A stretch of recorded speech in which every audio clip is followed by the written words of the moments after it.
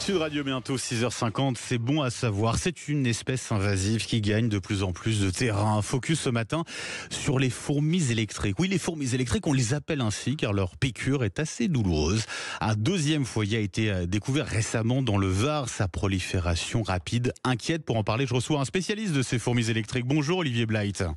Bonjour. Et merci d'être avec nous sur Sud Radio. Vous êtes chercheur à l'Institut méditerranéen de biodiversité et d'écologie à l'Université d'Avignon. Vous travaillez sur ces fourmis électriques. À quoi elles ressemblent tout d'abord, ces fourmis électriques ? Alors c'est une toute petite fourmi qui doit faire à peine plus d'1 millimètre, qui est un peu jaune-orangé, qui est assez insignifiante quand on voit une ouvrière toute seule, mais elles sont des millions généralement. Donc difficile à repérer, elles sont toutes petites et elles piquent, je disais, c'est pour ça qu'on les appelle les fourmis électriques. Piqûre douloureuse mais pas dangereuse pour la santé ?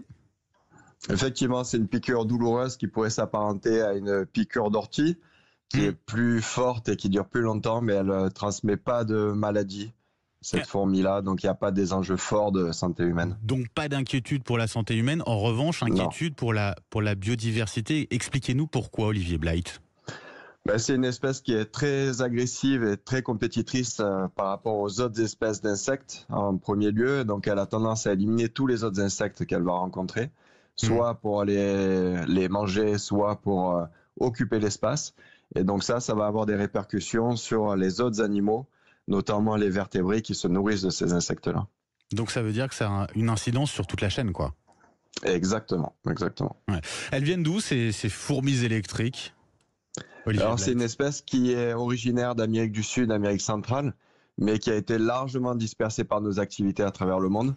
On la retrouve maintenant dans plusieurs îles du Pacifique. On la retrouve en Nouvelle-Calédonie, par exemple, depuis les années 50, les années 60. Et elle est arrivée en Europe pour la première fois en Espagne, autour de 2015-2020. Et donc elle est arrivée en France. Ça fait depuis combien de temps qu'on la retrouve en France, cette fourmi électrique ? Alors c'est très récent, on l'a détectée pour la première fois il y a 2 ans à Toulon. Et donc là, 2 ans plus tard, on a trouvé un deuxième foyer sur la commune de La Croix-Valmer. Avec des autorités, les autorités du Var, qui ont lancé le combat d'une certaine manière, en tout cas un groupe pour tenter de lutter contre l'expansion de ces fourmis électriques. Est-ce qu'il y a un moyen aujourd'hui, Olivier Blight, de freiner sa prolifération, la prolifération de cette espèce ? Alors là, dans les 2 cas, on l'a détecté relativement rapidement. Donc c'est pas la freiner, c'est l'éradiquer, si possible. Ouais. Et malheureusement, pour l'instant, il n'y a que la chimie qui fonctionne, qui semble fonctionner. Donc on a fait appel à des collègues à l'étranger qui luttent contre cette espèce-là depuis de nombreuses années. Et pour l'instant, il n'y a que la chimie. Donc on s'oriente vers un traitement très spécifique à cette espèce-là, très localisé sur les zones qui sont concernées pour essayer de l'éradiquer. Un pesticide en gros, c'est ça ? Exactement, mais sous forme d'appât qui n'attire que la fourmi électrique. Le pesticide est déposé dans des tubes fermés, fixés au sol, donc on limite au maximum les risques d'accès à d'autres insectes. Et il est autorisé en France ? Et non, malheureusement, c'est un produit qui a été développé en Australie, et donc on n'en avait pas besoin jusqu'à présent en France. Donc il n'était pas autorisé, mais on a dû demander une dérogation d'importation et d'utilisation qu'on a obtenue, mais vraiment spécifiquement que pour cette zone-là à Toulon et que pour 1 an. Que pour 1 an, que pour cette zone-là, alors qu'il y a une inquiétude qu'on ait cette prolifération-là aussi ailleurs, alors non seulement dans le département du Var, mais aussi dans d'autres départements. J'imagine que ça, c'est vraiment une inquiétude qu'on a aujourd'hui. Alors malheureusement, effectivement, quand on l'a détectée à Toulon, on se doutait qu'elle devait être présente ailleurs sans avoir de preuves. Là, maintenant, on a une preuve qu'elle est effectivement présente ailleurs.